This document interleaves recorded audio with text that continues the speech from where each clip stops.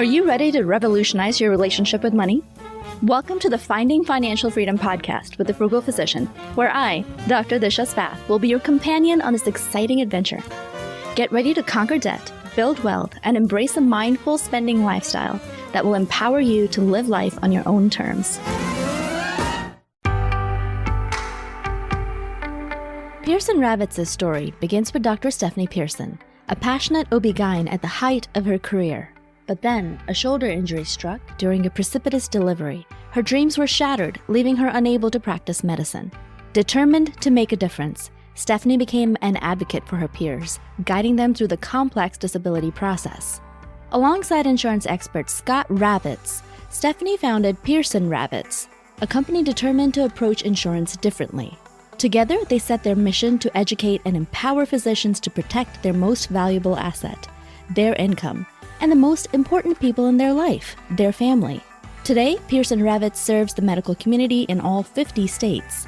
At Pearson Ravitz, they understand the unique concerns of physicians. Physician-founded and physician-focused, Pearson Ravitz builds human connections before they create quotes. Life can change in an instant. It's hard to imagine that a sudden illness or injury could leave you and your family in a devastating financial situation. But with a little planning and guidance, you can prepare for every possibility. Visit PearsonRavitz.com to schedule your consultation with a Pearson Ravitz advisor. Welcome, everyone, to another exciting episode of Finding Financial Freedom with the Frugal Physician. I'm your host, Dr. Disha Spath, and today we have a very special guest joining us on the show. Dr. Kate Mangona is here to share her insights on medicine, marriage, and money, which is also the name of her podcast. Dr. Kate Mangona is a practicing board-certified pediatric radiologist, a mother of 3, and together with her husband, Victor, she's an active and passive real estate investor with a portfolio worth over $5 million. Kate is also a relationship coach who helps physicians find peace and joy in their marriages and live a purposeful and meaningful life. Today, we'll be delving into the world of money management as a couple, exploring the unique challenges and opportunities that come with it. So without further ado, let's welcome Dr. Kate Mangona to the show. Hey, Kate, welcome to the podcast. Hi, Tisha. Thank you so much for having me. Oh, it is my pleasure. To start, could you tell us a little bit about yourself and your journey?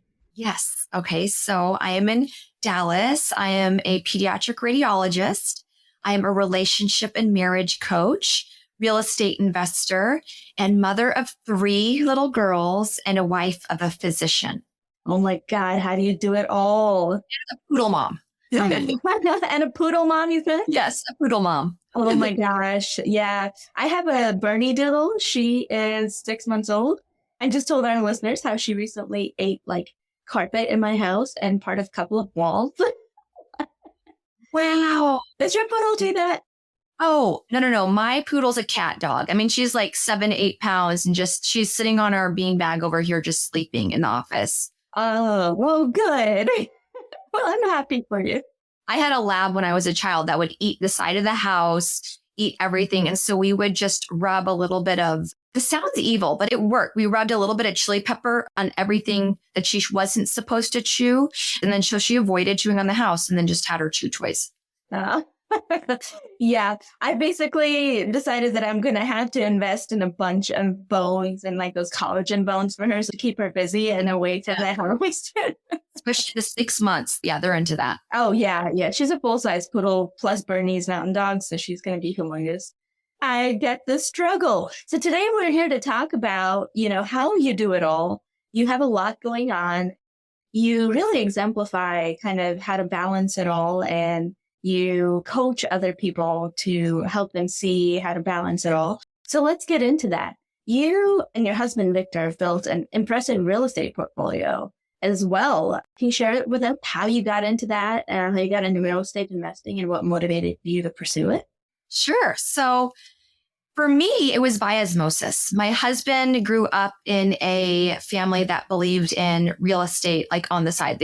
His parents both had day jobs, and just real estate was their weekend activity. And they knew that's what they wanted to do in order to cash flow, to be able to retire and still travel and be financially independent faster. So Victor just grew up with this mentality. And when I married him, We discussed finances openly. We got married in residency, so we went through fellowship together, and we knew each other and communicated about finances before we started attending money. And we knew we were not going to go out there and buy the most extravagant things and houses and purses.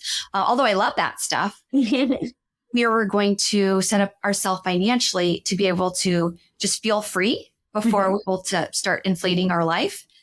So when we got our first attending jobs and moved to Dallas, we bought our first house with investor mentality, not with like the emotional, this is going to be my forever home mentality. And then started renting it out a year later. And we did that again and again. After we did it 2 times, we eventually figured out we wanted to build our portfolio faster. 1 house a year plan initially wasn't going to be fast enough for us. So we started investing on most of our paychecks into passive income. So like multifamily syndication apartment deals. We would do that. We would live on half of my paycheck with 1 child, 2 children, 3 children, and we invested all of his into syndications. And then we bought a couple more houses down the road. So we do have 3 houses that we use as midterm / sometimes short-term rentals.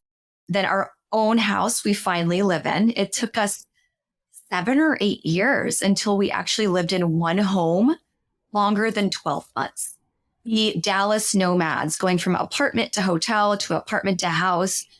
And most people we talked to thought we were crazy. Like, this is an adventure, y'all. Like, we get a new place, a new environment. We clean a house, right? We like get rid of stuff. We purge and then we settle. So every time I had a baby, 3 times we were in an apartment, which I thought was wonderful because it was cozy. It wasn't like the 2-story house. Like all of our houses are 2-story houses. So I could feel everybody present in my home space. And for me, like a home is not a structure. It's not a location. A home is being with the people that I love, that I want to spend time with, and creating that wherever I go. We were very intentional. We were on the same page. And that's how we did it. My gosh. I mean, so you delayed gratification by quite a lot. To me, that mindset means I am in some sort of hunger or feeling deprived. And I never felt deprived. I always had what I wanted. I always wanted what I had. And I knew there was always going to be more coming. I never had that scarcity. Oh, I wish I could have this, or I wish. Definitely, I think some people might see it as delayed gratification, but we still took the trips. Like we still had and created what we wanted, just differently. I've been on a similar journey to you. We bought our first house with an investor mindset and still have it as an investment. And we moved quite a lot in our first few years. Was it taxing, all that moving? I feel like I learned a lot. The actual day of the move was stressful. Yeah. Right? Like, so it was either me, because we're both working. I might have to have the morning shift off, and then maybe I was on the evening shift. So like, and we wouldn't always plan out the move day like super strategically. So Victor might have had to like run to work, and I would be left in charge of making sure the movers were doing everything. We would also have Victor's parents come down and help us if we were planning a little bit ahead. We just did it. I think we had a very strong why. Like this was 2 years ago. We were like, okay, that's it. After our second child, we're moving back into our house. That's it. 2 children. We're moving back into our house out of this amazing luxury high rise in Dallas apartment building, back into our house because I want a house. And then we moved back in to our house. And 2 days, like we flew his parents down here. They helped us unpack the entire house. Our houses are fully furnished, but just unpack all of our little stuff. It took a day or 2. And then we got this request on Airbnb that was, you couldn't pass it up. And they wanted to be in our house for 3 months. A storm had come through Dallas a few weeks prior, so all of the real estate was locked up. And our house was still on there, and the calendar was empty because we had blocked it off for us. So Victor was like, Kate, what are we going to do? Like, what do you want to do? Like, we were always very open about it. Like, we were both working, but she'd be like, Kate, what do you think about this request? Like, can we make it happen? Should we move out again? I said, Victor, if you could find a place for us to stay tomorrow for for the next 3 months, I'm on board. And he said, okay. So we accepted it and we moved into an extended hotel across from his office. Wow. Yeah, in the burbs. Okay. And we're used to living in central Dallas. So we moved to the burbs and it was an experience for 3 months. And it was really fun to be across the street from his office in that hotel. It was an adventure. And we did it with our au pair. And his parents were still in town, so they helped us pack everything back up. But it's kind of exhilarating. It's endorphin high when you're in it. And then you settle in and life becomes normal again. And then after a few months, you're like, okay, we're ready for the next adventure. Yeah. All of these decisions can be quite challenging and taxing on a couple, especially when you have 2 kids in tow. And I'm guessing they were pretty young at that time and you might have been sleep deprived. Through all of these moves and the challenges of moving a lot and having young kids, how do you guys stay on the same page? Okay, how do we stay on the same page? I think it's helpful that we both accept help. We're both very trusting people. So the people we've invited into our lives, previously we had an au pair 3 years ago. Now we've had the same nanny for 3 years.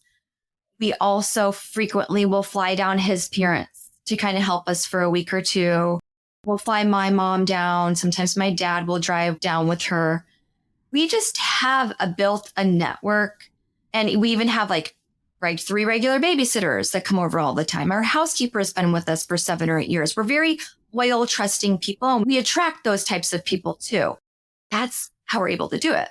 Without our nanny, she's a nanny chef. We didn't know this when she hired her, but she cooks breakfast, lunch, and dinner for us. Without this community, and then also very good friends, supportive friends in the real estate community, physician community, without that, I think it would have been a lot harder. We've never gotten in financial fights. It's just the little things. And that's part of the reason why I love relationship coaching. I read all this stuff for me. I read the Gottman books. I listen to the relationship podcasts and then eventually, created my own because I was like, how do all these power couples do it? What are their secrets? I need to start implementing it. And I think that openness and self-awareness that helps me, I want to always pass it on, share it with everybody I know, because we just weren't taught it, right? We weren't taught it in med school. We weren't taught how to be a wife. We were taught how to be that highly successful. We had to always achieve, driven, gunners. And I just didn't have that space in my life to be supportive of somebody else, be that feminine person I am. And so all this research and community, I think, has really shaped who we are and where we are. That's really wise that you, first of all, have the wherewithal to know when you need to outsource and ask for help and be open to it and trust other people. Those are not always skills that physicians are good at. And not only that, you also looked for advice on the general knowledge sphere about how to be a power couple and make it work. Sounds like you really discovered some helpful tips that you were able to share. You mentioned being open and being able to outsource as a couple of skills. Are there any other secrets you'd like to share with us that you came upon? Okay, outsourcing, just telling each other. Okay, so this might be silly, but when I have something difficult to discuss or something serious, and I know I want Victor to hear all of my words, I will email his work email with an idea or with an event I want us to go to, if it's a coaching event or a retreat, because I know he might not hear it when we're together. We are both very fiery, passionate people. Sometimes we don't give each other that space when we're together. And so it's about the timing. Sometimes when you want to bring up something difficult with your spouse, you don't want to do it when they're just at 6 a.m. Right. You don't want to do it when we're trying to go to sleep at 10 p.m. That's when Victor wants to play a game of chess on his phone. That's when I can read a book or just, okay, let's plan my next day, right? Being very intentional and then just giving them a heads up. Hey, I want to talk about this. And then do you want to talk about it tonight? Should we save it for date night, which is Saturday, instead of just jumping on it? And I still do make those mistakes. He might have just come home from work and he wants to decompress. But hey, X, Y, and Z, and let's talk about this. And then it might be, okay, that wasn't a good time.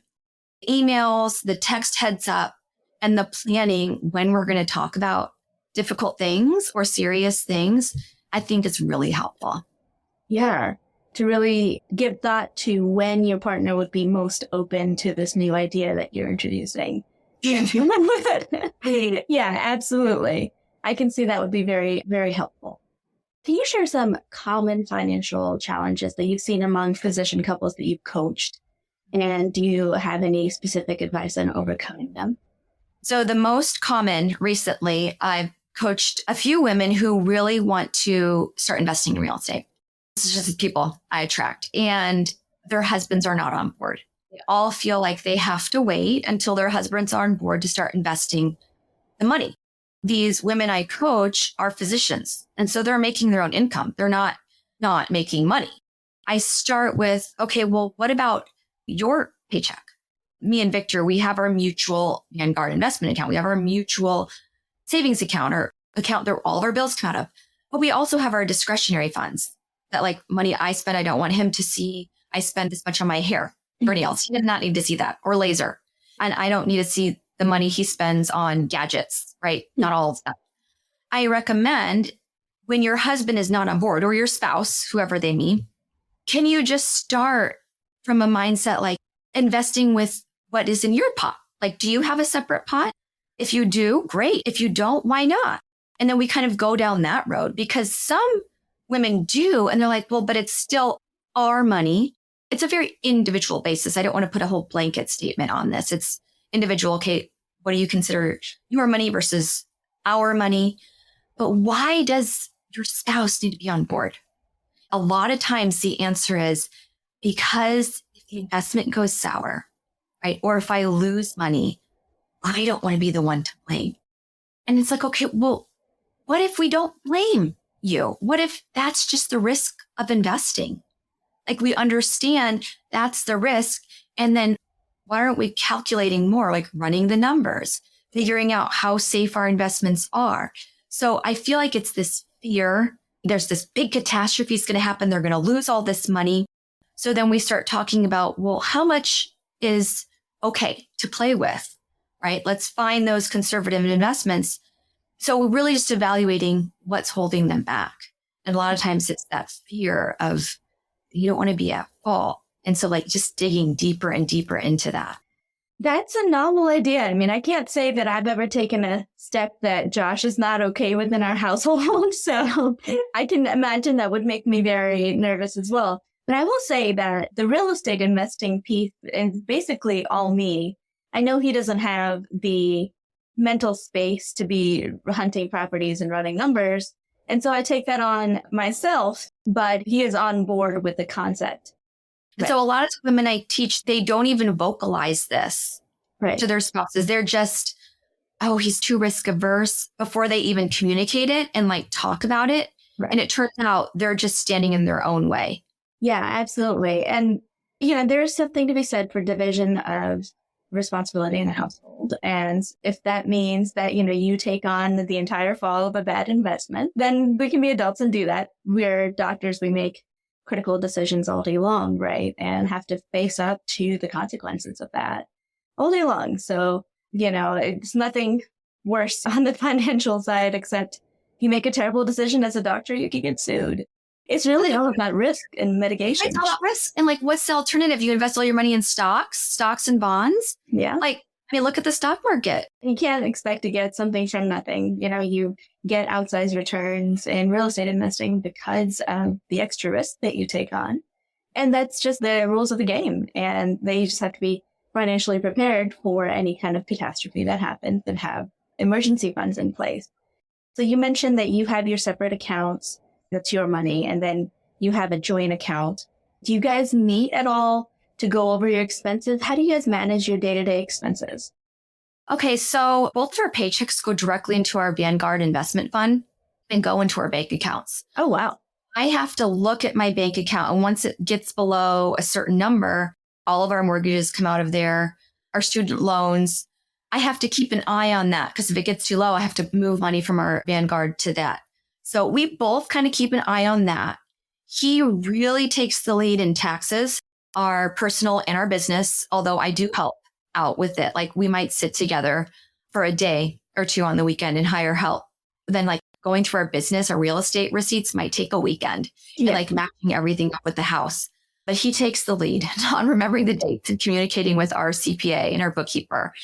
As far as paying the bills, I pay all their credit cards. He pays his personal, I pay my personal, but I think we have like 5 or 6 other credit cards. So at the first of the month, which was now, I need to sit down and pay all 6 or 7 credit cards. And I just go through really quickly. I try to just go through every single thing we've spent that month and make sure there aren't any recurring subscriptions we need to cancel, any fraudulent activity, and just like I keep an eye on just ballpark figures. Okay, how much we're spending on what. He doesn't want to see that. He does not want to see the day-to-day how much we spend. He wants to see, okay, let's open personal capital. Let's look at our net worth. He was the one when we first got married, hooked everything up because we were $500,000 in debt together when we first got married. And he's the one who would tell me, okay, we reached 0 today. He wants to see the big ballpark. So he's the one who's like, okay, Kate, I want to invest this amount of money in this real estate deal today.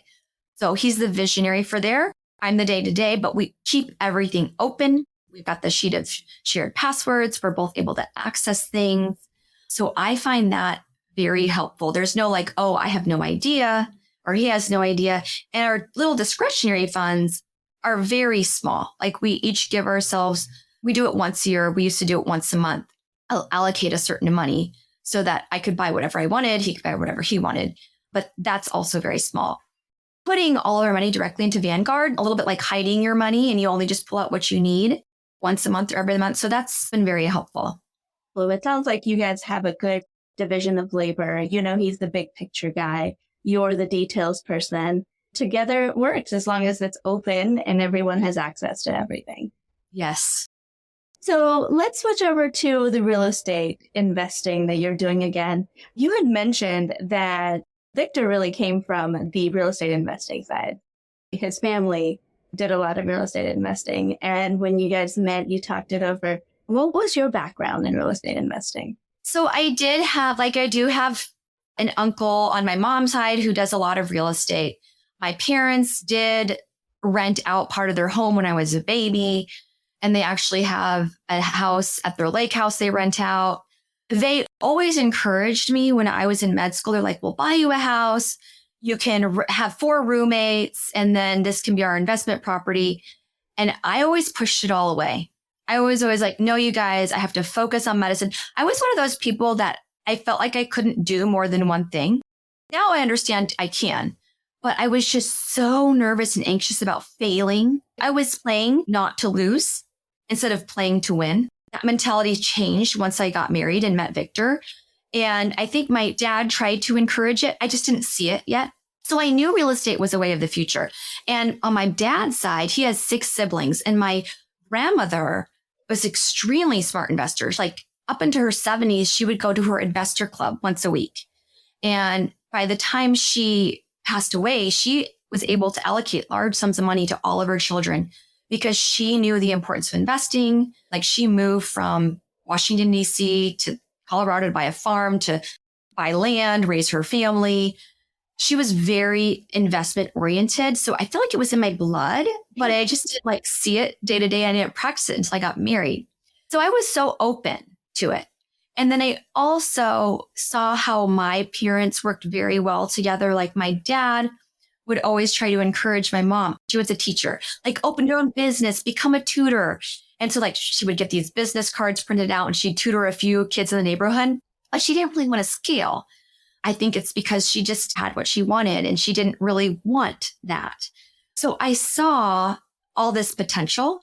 Well, Victor he's just amazing. He blows my mind every day. So I trusted him. I trusted his mindset. I trusted his vision, and I just went for it because like, what did we have to lose? We were already $500,000 in debt. We had nothing to lose when we started. When we got ourselves to that net worth of 0, I think it was after a year of working and then getting our house and our second house, and just the excitement of it and how it was working, how we were moving people into one of our houses became our long-term, our second house, the second year became our short-term. And I just saw how well it worked for us. And he also made sure we were plugged into the local investor club communities in Dallas. This is before all the physician finance circles exploded. Before there was Frugal Physician that I knew. So you really, even though you were somewhat resistant to the idea, you kind of grew up in an investor family as well. So you're open to be convinced. I was open to be influenced. There you go. I grew up a saver. So I had 4 jars my whole life, my 4 jars of money, one for college, one for my house, one for my dog, and one for my free money. So I had that saver mentality. But when I learned you don't create wealth by saving, you create wealth by investing, I was like, okay, let's do it. That's a good way of putting it. I mean, yeah, saving is just half the problem. Having that delta is necessary, of course, to invest. Yes. Investing is really the way to open the world of financial freedom. I totally agree with that. I know you coach a lot. Can you share some memorable success stories from the work you do? I know it can be so inspiring. We were just talking about being at a conference and just helping people open their mind to this mentality of investing and taking risks and managing the risks and growing our freedom. Can you share a memorable story from a couple that you've worked with? I feel like when people sign up to work with me, they don't realize what they're actually going to get out of it. So it might be at first, okay, let's work on finances. Let's work on real estate. And then we start working and they realize, oh, I really just want to be more open and feminine and in love with my spouse. So we go down these paths that they just never imagined. So Kate, in a situation where you're working with a couple and they're just not on the same page, say one is super conservative and the other one wants to take risk, they just don't agree on the amount of risk that they should be taking. What do you do in that situation?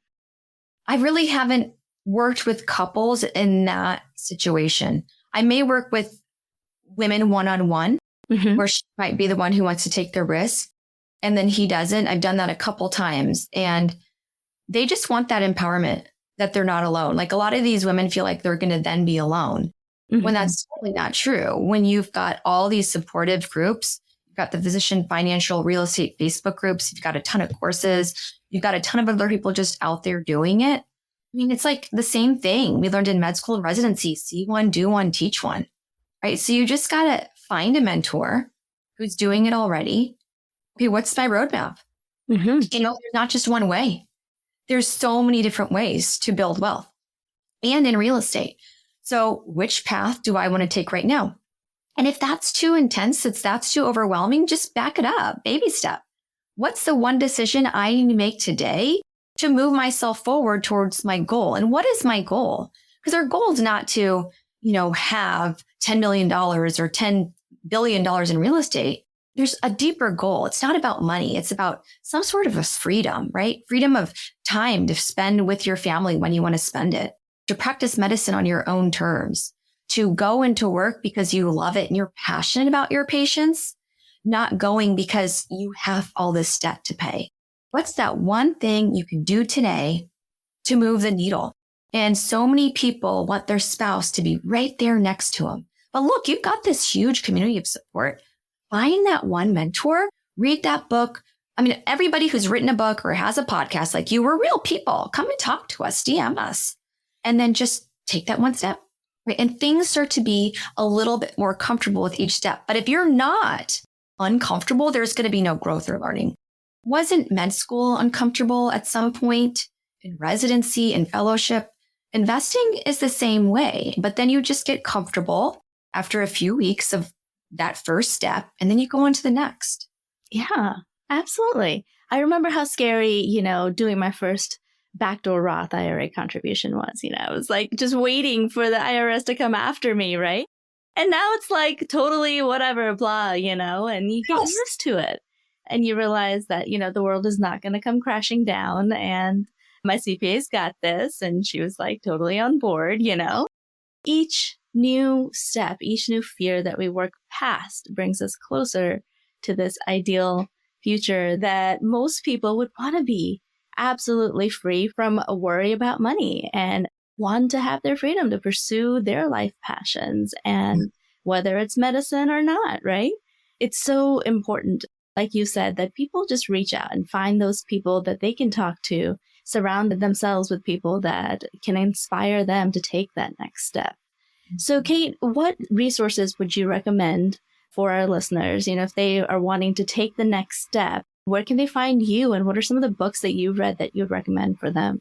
Oh, absolutely. Okay, so you can find me on the Medicine, Marriage, and Money podcast. That's medicine first because I became a doctor, then marriage because then I got married at the end of residency, and then money because then I became an attending and started making money. So Medicine, Marriage, and Money.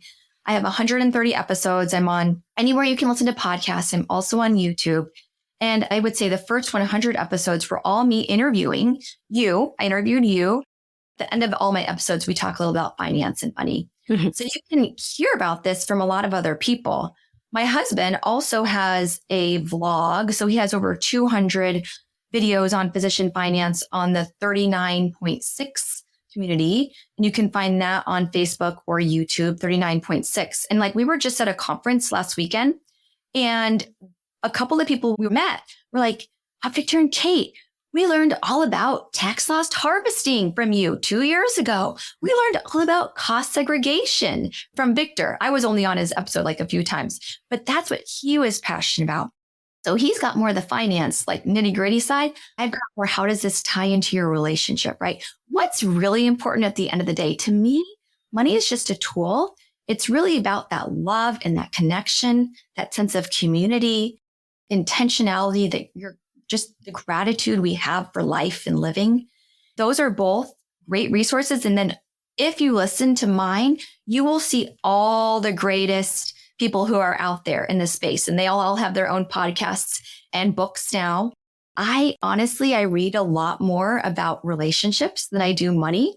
I'll say the one real estate money book I did start out reading 6 or 7 years ago was Rich Dad, Poor Dad. It changes your perspective on life. I just remember reading it and being so confused. And I was like, what? It was just such a turnaround. The Millionaire Next Door is a great one when I think about money. Now, at this day in my journey, I'm reading a lot more about the Gottman books, The Intimate Marriage, The Siblings Without Rivalry, which teaches me about being a better parent. So yes, I'll have to check those out. Yeah, thank you for introducing those. And thank you for being here and sharing your wisdom with us, Kate. Thank you so much for inviting me. It's my pleasure. I hope you have a great day, and I hope we can stay in touch. You please join the Frugal Physician community if you're not there already. I'd love to hear your voice in our community more often. Absolutely, Disha. I'm there. All right, wonderful. Now, a final word from our sponsor. At Pearson Rabbits, they understand that life can change in an instant. It's hard to imagine that a sudden illness, injury, or catastrophic event could put you and your family in a devastating financial situation. Physician-founded and physician-focused, Pearson Rabbits builds human connections before they create quotes. Visit www.pearsonrabbits.com today and embark on your journey to safeguarding your future. The content shared on this podcast should not be taken as individualized financial advice. We are here to share our knowledge and experiences, but it is crucial to consult with professionals such as accountants, financial advisors, or attorneys who can provide personalized guidance based on your specific needs.